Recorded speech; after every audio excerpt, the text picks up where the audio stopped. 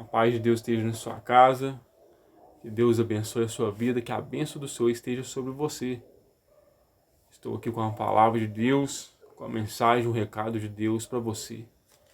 Deus tem um recado, uma mensagem para o seu coração.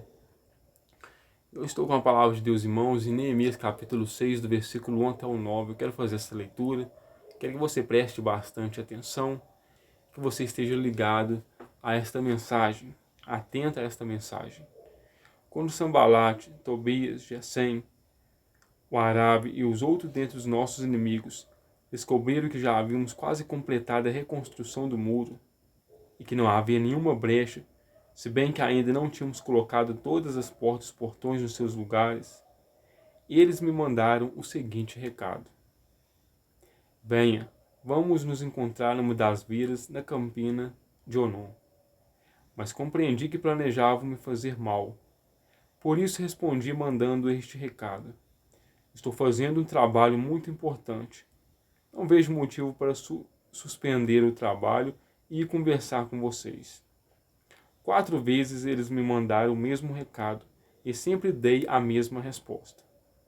Da 5ª vez, o ajudante de Sambalate veio com uma carta aberta na mão que dizia assim: Gesem me diz que por toda parte aonde ele vai, ouvi dizer que os judeus planejam uma revolta, e é por isso que vocês estão construindo o muro. Ele afirma que você planeja ser o rei deles. Isso é o que ando dizendo por aí. Ele também conta que você nomeou profetas que fazem campanha a seu respeito em Jerusalém, dizendo: olhem, há um rei em Judá. Você pode ficar certo de que vou levar essas notícias ao conhecimento do rei Artaxerxes. Por isso, vamos nos encontrar e conversar a respeito dessa situação. Minha resposta foi esta: você sabe que está mentindo. Não há qualquer verdade em toda essa história. Você está apenas tentando intimidar-nos para que paremos a nossa obra. E eu, porém, orei pedindo: ó Senhor Deus, por favor, dê-me forças. Neemias capítulo 6, do versículo 1 ao versículo 9. Neemias ele estava exilado nas províncias de Suzã. E ele estava como copeiro do rei Artaxerxes. E ele era um governador, mas exilado, porque o povo de Israel, o povo de Jerusalém, foi levado cativo para a Babilônia, para as províncias ali, por causa da desobediência, por causa do pecado. E ficaram alguns remanescentes, algum bocado, algumas pessoas ainda ali em Jerusalém, em Israel, ficaram para trás. E de vez em quando eles faziam aquelas visitas. E um dos irmãos de Neemias foram visitar ele, ali na província de Suzã, no palácio de Artaxerxes. E quando ele teve um encontro com o irmão dele, as notícias não foram boas. O irmão dele trouxe más notícias. A notícia era que a cidade estava em ruína, que os muros estavam em ruínas, que não havia mais portas e que a cultura, a tradição, os costumes deles ali estavam todos destruídos. E o povo estava num desamparo total. Isso entristeceu o coração de Neemias, a ponto dele ficar triste, abatido. E ali mesmo, naquele momento, ele se ajoelhou e orou a Deus. No dia seguinte, ou então horas mais tarde, ele foi servir o rei, porque ele estava como copeiro do rei Artaxerxes. E todo esse tempo que ele esteve servindo o rei, né, após o exílio ali, o rei Artaxerxes nunca notou Neemias triste, abatido. Porque Neemias era um servo de Deus, então mesmo no exílio ali, ele estava sempre alegre, estava sempre animado, disposto. Mas nesse dia foi diferente. Quando ele recebeu as más notícias de Jerusalém, ele ficou abatido. Ele ficou desanimado.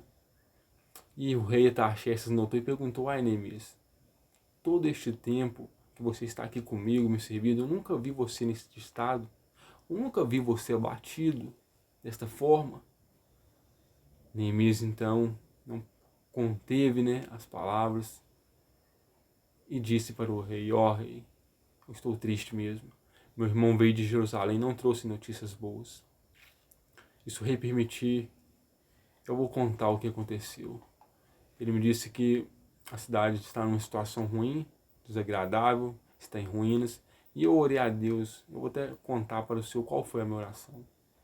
Que se for do agrado do rei, se o rei permitir, que o rei permita que eu vá até lá, com a sua autorização, com a sua permissão, para poder reconstruir a cidade de Jerusalém. E ali, o mover de Deus, né, um toque de Deus, o rei, de bom grado, permitiu Neemias voltar para Jerusalém com uma comitiva. Ele não voltou sozinho, o rei, sendo usado por Deus, preparou até uma comitiva para Neemias e cartas também para que ninguém viesse barrar ele ou parar a obra que ele ia começar. E assim sucedeu. Assim ele começou a viagem dele até Jerusalém. Chegando lá, ele reúne aquele pessoal ali e começa a distribuir tarefas para cada um, para que a cidade possa estar sendo estabelecida novamente, possa estar sendo restaurada. E eles começam a trabalhar. Aí nós lemos nesse capítulo 6 aqui e vimos que quando ele começou a obra, desde o comecinho aqui da história aqui, começou também com a perseguição sobre a vida dele. O inimigo não queria que ele restaurasse a cidade. O inimigo não queria que ele restaurasse Israel e Jerusalém. Então levantaram vários inimigos ali, e esses inimigos levantaram falsas acusações, falsos testemunhos. Levantaram conspirações contra Neemias e contra aquele povo que estava ali para restaurar Jerusalém, restaurar Israel. E por 5 vezes eles tentou convencer Neemias de ir até o encontro deles para ter uma conversa, mas Neemias percebeu que era uma emboscada. Fala aqui que na quinta vez, né, na terceira e na quinta vez, ele mandou uma resposta bem dura para eles, dizendo: não, eu não vou. Eu estou ocupado na obra do Senhor e eu não acho certo parar o que eu estou fazendo para ir ter uma conversa com vocês agora. Eu acho que não é o momento, porque Neemias já tinha percebido que eles estavam tramando contra ele. Eles queriam matar Neemias para que a obra parasse. Aí, diante de tantas falsas acusações, de tantas perseguições, de tantas calúnias, Neemias ora a Deus e pede a Deus força. Você pode estar enfrentando também perseguições pelo inimigo. Pode estar se levantando calúnias contra você. Você que está fazendo a obra do Senhor, você que está nos caminhos certos, você que está nos projetos de Deus, nos planos de Deus para a sua vida. Você que está trabalhando, você que está batalhando nesta vida para ser uma pessoa melhor, para ser uma pessoa de Deus, para que você possa glorificar e exaltar o nome de Deus. O inimigo pode estar também tentando atrapalhar para você. Pega o exemplo de Neemias, faça uma oração, peça a Deus força, peça a Deus ânimo. Neemias sempre colocava diante de Deus os seus anseios, as suas orações, as suas petições, e Deus sempre atendia, Deus sempre ouvia ele. Neemias foi persistente. Neemias ele não só começou a obra de Deus, mas como também ele perseverou nela. Aí está o segredo. 2 segredos. 3 segredos. Começar, primeiro, orar, começar e perseverar e orar. Se você fazer assim, a vitória é certa. E Neemias conseguiu a vitória. Diz aqui, nos versículos mais adiante, que a obra, os muros foram concluídos em 52 dias. E não só os muros foram concluídos em 52 dias, não só a reconstrução dos muros, das portas, das casas foram estabelecidas, foram restituídas, mas até a cultura deles, até os costumes deles, até a adoração, o culto deles a Deus voltou. Porque a obra de Deus não para. Em Filipenses 1,6 diz: e a boa obra que eu comecei, eu hei de terminá-la até o dia da volta do nosso Senhor e Salvador Jesus Cristo. O que Deus começou na sua vida não pode parar e não vai parar, porque foi Deus que começou.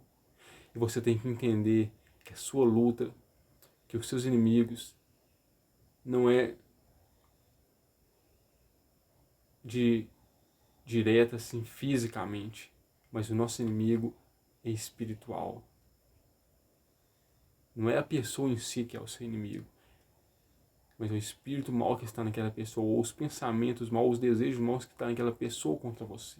Você não deve lutar ela com as armas do homem, com as armas humanas, mas com as armas que Deus nos deixou através da palavra dele, que é a oração, que é a leitura bíblica, que é a comunhão com Deus, a intimidade com Deus. Se assim você fizer, você vencerá este inimigo. Você vencerá esta luta, esta batalha, e a obra de Deus será concluída na sua vida. E você concluirá a obra que Deus está fazendo em você e através de você para a honra e glória do nome dele. E é a vontade de Deus que você vença. É a vontade de Deus que você possa fazer das palavras do apóstolo Paulo as suas palavras. Combati o bom combate, acabei a carreira, guardei a fé. E ter a convicção, a certeza de que lá no céu espera uma coroa de justiça, ao qual o Senhor, o justo juiz, dará naquele grande dia a todo que for vencedor. Continue firme no propósito de Deus. Jesus continuou firme. Jesus deixou toda a glória dele, se esvaziou de si, veio aqui e fez toda a obra de Deus. E foi obediente até a morte, morte de cruz, para que eu e você fôssemos vencedor, para que mim e você possamos ter condições de fazer a obra de Deus. Que você possa aproveitar as misericórdias de Deus, o favor de Deus sobre a sua vida e não parar, e ser persistente, e ser firme, e concluir a obra que Deus tem para a sua vida, no nome de Jesus Cristo. Eu quero orar com você. Pai, abençoe esta pessoa que está do outro lado da tela ouvindo esta mensagem, esta palavra. Dê ela forças, Pai, para ela continuar a batalha, para ela continuar a luta e a guerra. Dê ela ânimo, Pai, dê ela entusiasmo, Pai. Continue capacitando ela, Pai. Continue livrando ela, Pai. Continue erguendo ela, Pai. Continue ajudando ela a caminhar, Pai, nos caminhos do Senhor, Pai. Nos projetos do Senhor, Pai, nas obras do Senhor, que ela possa ser cada vez mais vivificada, Pai. Nos caminhos, nos projetos e nas obras do Senhor, no nome de Jesus Cristo.